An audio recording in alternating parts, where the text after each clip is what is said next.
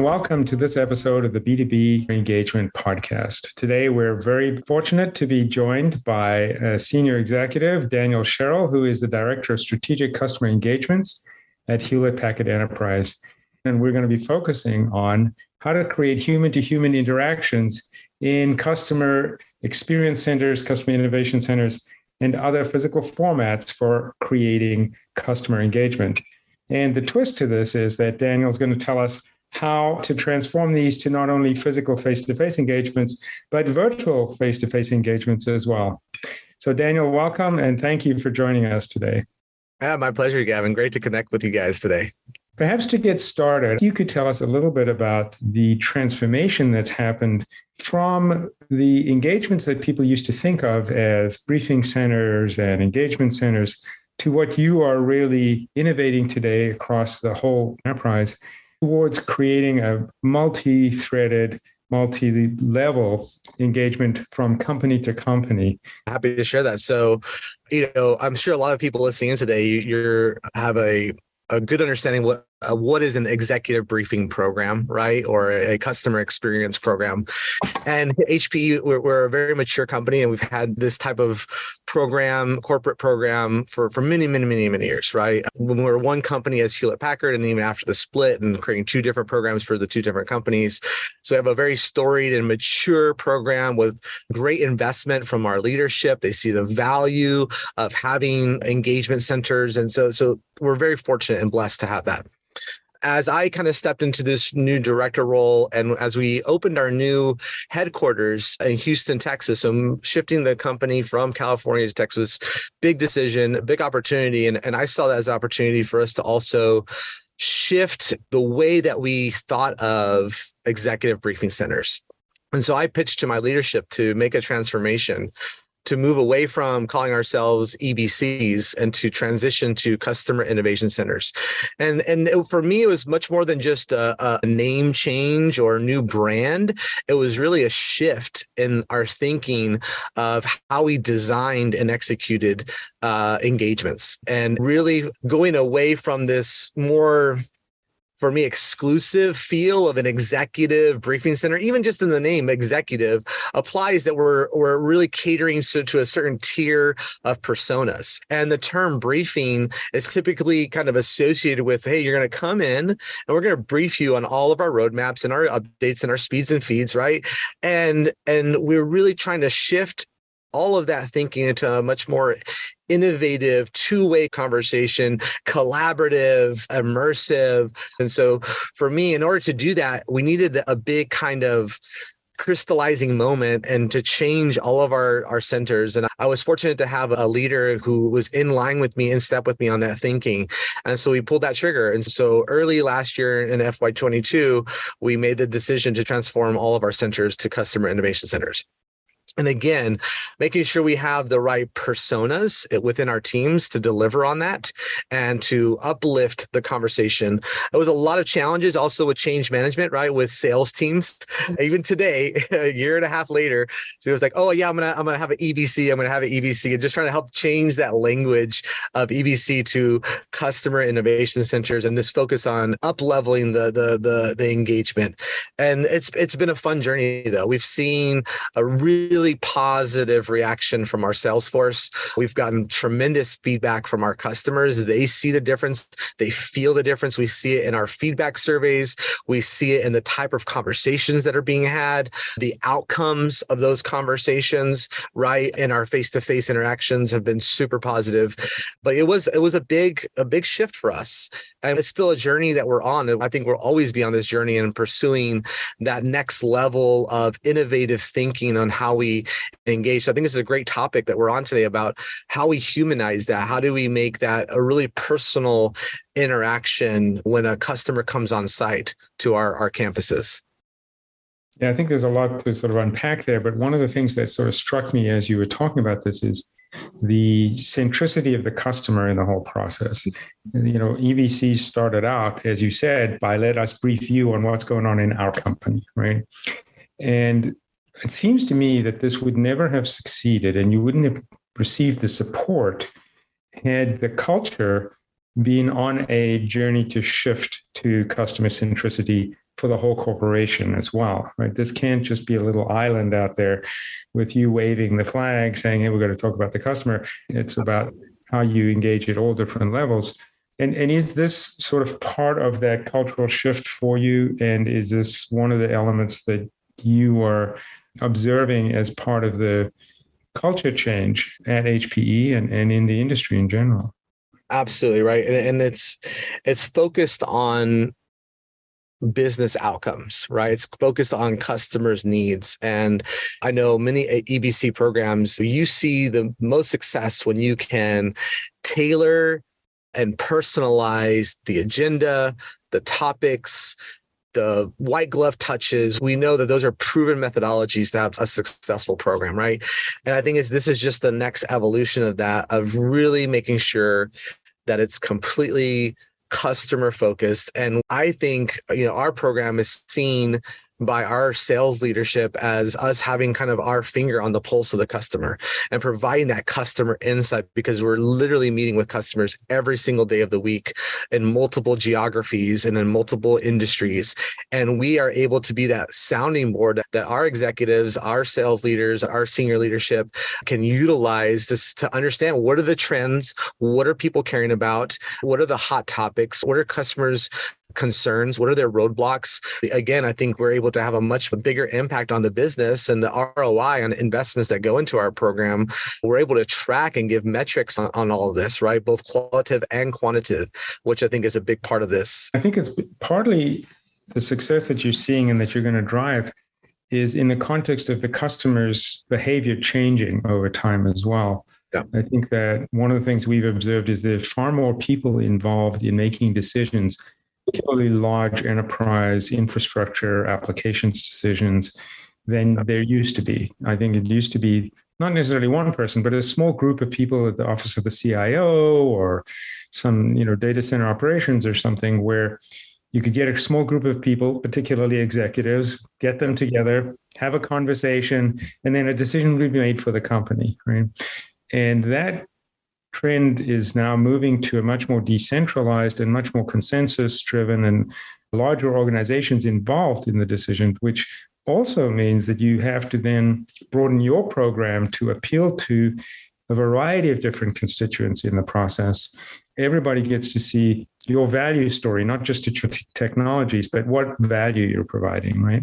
Yeah, and I think understanding the personas that you're dealing with is a huge and critical part of any program, right?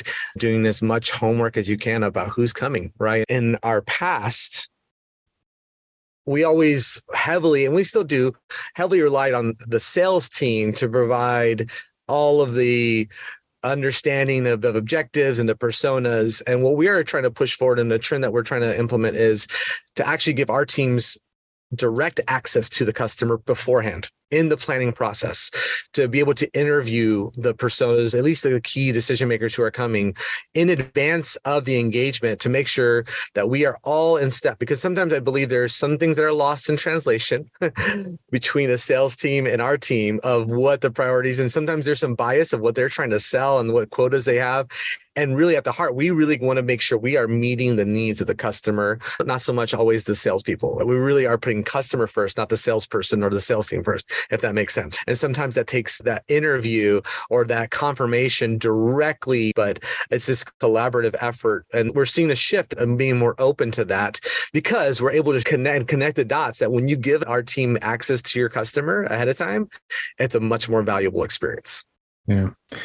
Well, you said something there was kind of interesting about knowing the people who are coming, but something else that you've done that I think is really interesting is you're also catering to people who don't come to the center. Yeah. You might get 10, 12 people, but there's another 5,000 people who probably need to be involved somewhere. Absolutely. You might get an executive or a team lead who goes back to the organization and say, well, we saw some interesting things. I want to share them with you. What are you doing to connect those people who aren't flying in if they need to? Obviously, for us, the catalyst for all of our programs was COVID, and how to solve for having a virtual presence and a way to engage with customers remotely and virtually, right? And so from the onset, we took a mentality of trying to use the most innovative tools and creating net new capabilities and new platforms to engage with our customers and create that differentiated experiences that go beyond a Zoom call, that go beyond a Teams call, and giving them something to interact with. Because, we build these physical, beautiful centers that have all the bells and whistles and great technology investment and all this stuff. And it's like, okay, COVID put all that on halt and like, okay, how do we still bring this dynamic experience and give people a playground to walk around in? And so obviously we had a great partnership with Kaon in this effort to create that differentiated virtual presence. I think we were really successful in providing a very unique customer portal and customer virtual experience. In the post-COVID era, 95% of our engagements are back to face-to-face in almost every geography, but the world is now hybrid, right? Before COVID, when we had virtual attendees, you would set up a Zoom call or a Teams bridge, and you kind of forgot that people were listening in. You were so focused on the face-to-face, and it was a very second-class experience for those people who couldn't fly in for the face-to-face.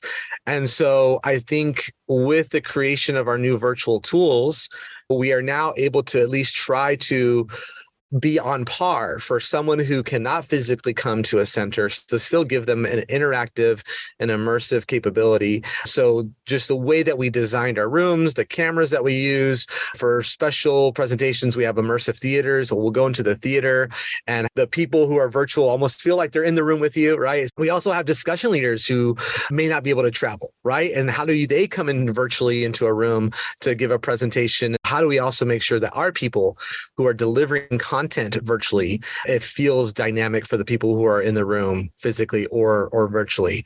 So definitely, the world is hybrid. I think that's the standard going forward. And we have to continually be creative. And again, we can't treat those virtual people as second-class citizens. They've got to be treated as just as important as the people who are physically in the room. Yeah, and we found that the best way to make this a successful program overall is to not think of it as a one-time event either. So that it's not like they're coming, they have this great experience. It's like going to Disney World, then you leave, and then you're back to the grind, right? Yeah. So the way that I think these experiences, particularly because you now have the capability of being hybrid, is you create these journeys. Sometimes people are face-to-face in person.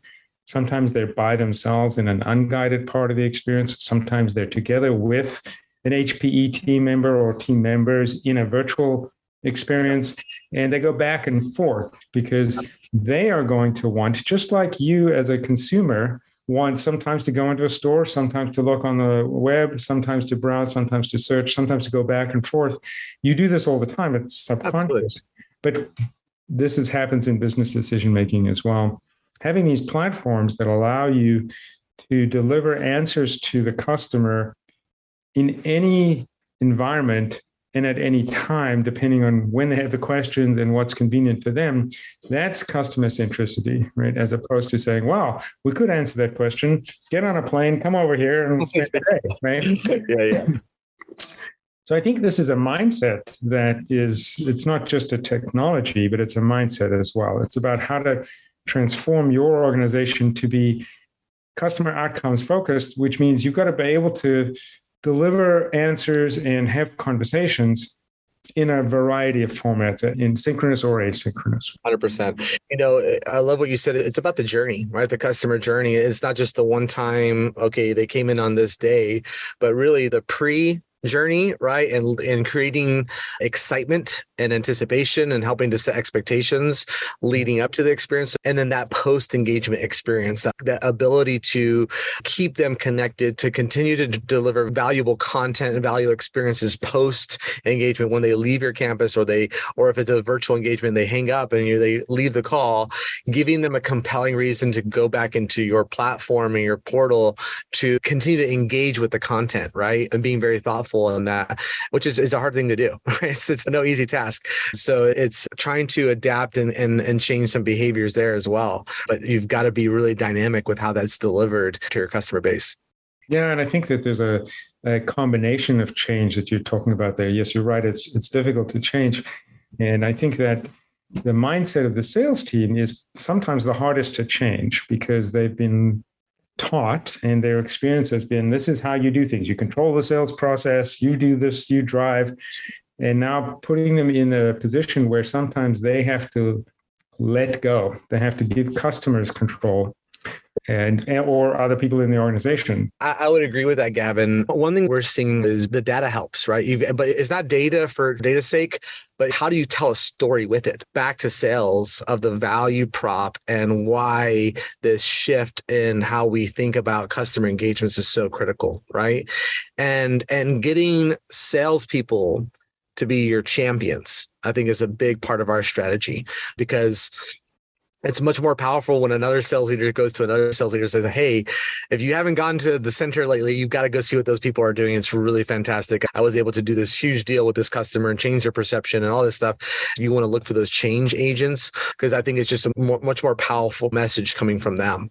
One of the most interesting challenges that we were given by our chief sales officer was that in his purview, our centers are the space where we have the greatest opportunity to change a customer's perception of who HPE is. Because believe it or not, we still have new logos that when they first come to us, like, oh, HPE, you guys make printers and laptops, right? And it's opening them up to like, no, we are Hewlett Packard Enterprise. That is HP Inc. And having that conversation and talking about our strategy and our as a service model and all, the transition of the company, it's this great opportunity to expose them to who the new HPE is. There's also, I think, a tendency to focus on the technologies. So there's lots of great experiences you can have, whether they're immersive experiences or just fun experiences in a center like that. And I think this is where, again, there's a more holistic balance that has to happen as to why they're there. And it starts with solving their problems. But and in order to do that, you really have to, as you said, understand the personas and then what they care about and what value you deliver to solve their particular aspects of the problem. Sure. So you may have a particular solution that's got great, let's say the speed of the transactions are much faster, which is great. And that particular person cares about transaction speed. Great. But you got somebody else who cares about security, right? And you want to make sure that their need is understood. And then you got somebody else who cares about maintenance and total cost of ownership. I think in order to shift that perception to a value-based discussion, not a technology-based discussion. Yeah. And this is another challenge for an innovation center, is to say, we've got all these great innovations. Let's show you what we're doing. But it's got to be in the context of how that's ultimately going to help you. And you are in a position, given the fact that you're sort of the showcase for these technologies and bringing that context to bear.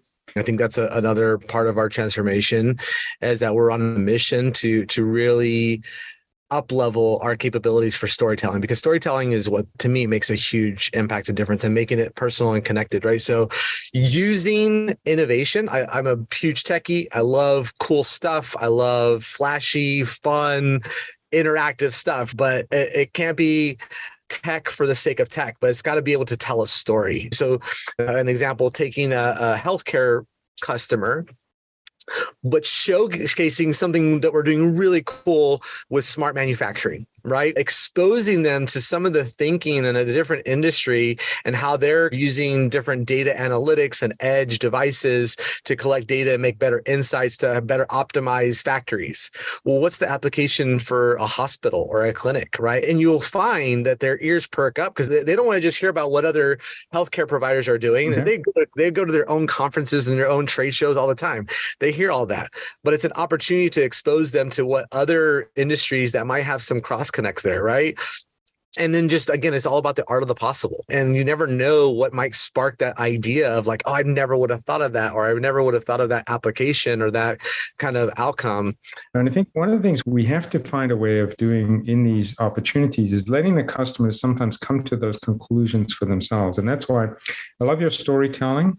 And I also like the idea of these cross-industry stories, because, we've had experiences as well where we would have discussions, not showcases and not presentations, but have discussions about what's going on in different industries, knowing full well in the back of our minds, we really see this opportunity for this particular customer.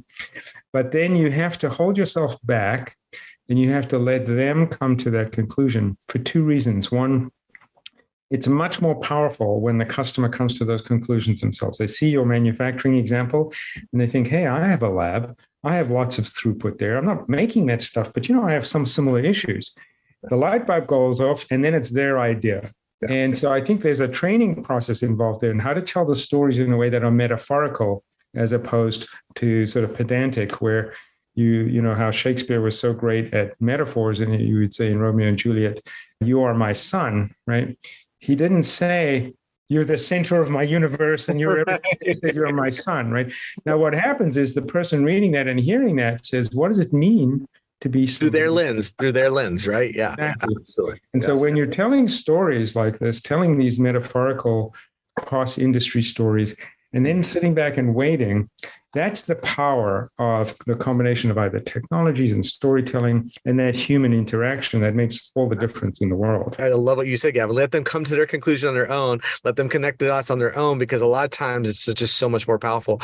And again, that's stuff that you just have to coach and invest in your people, because unfortunately, that just doesn't happen on its own. You've got to have it part of the game plan and the strategy. When you're gaming those things out, it's about working very hard to make serendipitous events happen, right? So you get really lucky when you work hard. Yeah, when you work, it all just landed perfectly into place, right? Who knew? Yeah. What a magical situation. Yeah. I think magic does happen in those situations. But I think, engineered magic, right? It's engineered magic. There's a way, I think, of when you are customer-centric, you don't start with your technology innovations. You talk about what's going on in the world, the big forces, the macro forces. You have this conversation. People are resonating with that. Yes, we're seeing that in our industry. I know you didn't see this in your industry, but there's lots of this going on in healthcare. Oh my God, yes, it's happening to us too. So now you've got a context, the macro forces. And then what you bring to the table as the industry experts is, what this means is you're going to have to transform your business to solve these problems in these ways. Yeah. And they're saying, yes, that's great, because we've been doing this the other way. And these are some of the roadblocks we either are seeing now or we're going to see. And then the magic happens when you say, so here's how we've invented some new technologies that enable those applications, those solutions that you're going to need. And so it puts a context around all of that technology innovation. That second word in your acronym, the innovation, becomes contextual. It's like, okay, now I understand why you do all this research into high performance computing or into artificial intelligence or whatever it is, or security, because now I understand and I can come to my own conclusions about how this is going to help me, right? 100%. Makes a big difference. And I also like your model of these discussion groups, because you are the HPE discussion leader across the whole enterprise. And that word discussion is critical, because absolutely interaction is the way people actually learn. They remember more when they're interactive, they're engaged more, and then they make better decisions because they have been participants in the process. And it means you have to be not only experts in your technologies and your business, but in the business of customer engagement, right? 100%. I want to get kind of your take on something. So I work in the world of high tech at HPE, and the biggest hot topic in the world right now, in every industry, is AI, right? And artificial intelligence. With the explosion of ChatGPT, really brought AI to the forefront of the normal consumer, right? AI is now accessible from your phone anywhere in the world, right? I would love to understand from your perspective, Gavin, some of the trends you're seeing when it comes to customer experience. What role is AI going to play? I'm thinking about the answer to that question in two different ways. What can we do about it, and why things different today? Because you said ChatGPT, I think appropriately, sort of exploded into the public domain. But of course, it's been around a long time. And I think the big difference today that makes artificial intelligence both more accessible to everybody, but also more useful, are two key trends. One is the availability of data. Artificial intelligence was around for decades, but in order to train models and in order to get them to truly be learning, they had to have a lot of data. And up until recently, the last 20 years or so, we were not generating enough data as an industry or as a society to create these training scenarios where models could become effective on their own. And now that we are instrumenting everything, there's instruments, there's sensors, there's processors everywhere. We are collecting enormous amounts of data. There's an HPE GreenLake data environment that's got trillions and trillions of gigabytes of data all over the place. Every time an autonomous vehicle starts up, it's collecting gigabytes of data every second. So now we have lots of data, and I think that provides the opportunity in one case. The second big transformation is the huge increase in parallel processing capability and speed. And so once we created, and HPE has been a big part of creating parallel processing environments at scale, you now have the opportunity to take all of those data and then solve problems in real time. And I think that makes, not only for training, but actually for interaction, right? The power of swarm learning, right, is a great example. Exactly. Yeah. So that's facilitated things. Now, the first reaction on marketers and salespeople was, well, I've got Daniel Sherill here. Slice and dice Daniel's environment up into 14 million pieces, and then I'll know everything I need to know, and then I'll be able to say exactly the right things, and he'll buy what I want to sell. Right? And my approach to that, and our approach at Karen, is that's not a customer-centric approach. That's a way to optimize your sales process. What we think we ought to be doing, and here's two areas where I think customer engagement is going to benefit, is how can we make that customer experience better because of AI and because of the data? Yeah. So the two areas that there's at least 20, but I'll just focus on two for brevity's sake, are how to create navigation and customer interactions that are not only personalized, but get better and better over time. And we're applying AI in this way in these customer experiences so that you've got a digital customer engagement and it's learning from what you're doing and what everybody else is doing. And so the more you interact with them, the better they get, not because they're providing different information, but they're providing more relevant information at the right time based on your interaction. So let's say I'm interested in this particular aspect of a solution, and it provided and said, in order to really understand that, you should look at this, or you might need to know this. Oh, I didn't know that. So it becomes its own way of improving an experience. And then, so that's one area where I think there's a tremendous amount of potential. And that's not as much a large language model as it is sort of a neural network and learning system on its own. And because of the availability of these tools, I think we have a great deal of opportunity there. In the LLMs, the ChatGPT sort of thing, so you might be using a visually interactive customer innovation center, going into different rooms, learning about things, but you might want to ask a question. So you create a question and answer capability right within there. What's the best flash storage system for me for this application? Or how would I choose between these two things? And you can have a conversation about that, and it would be contextual. Yeah, love it. Yeah, that's exciting. I think it allows us to have our techno geek capability that makes us happy, but also be very customer centric and outcomes focused, right? Love it. Yeah. Wonderful. Well, if you were going to give people involved in customer experience centers one or two pieces of advice, what would you, based on the experience that you've had over the last years, recommend to people who were trying to accomplish some of the things that you've been able to accomplish? Mm-hmm.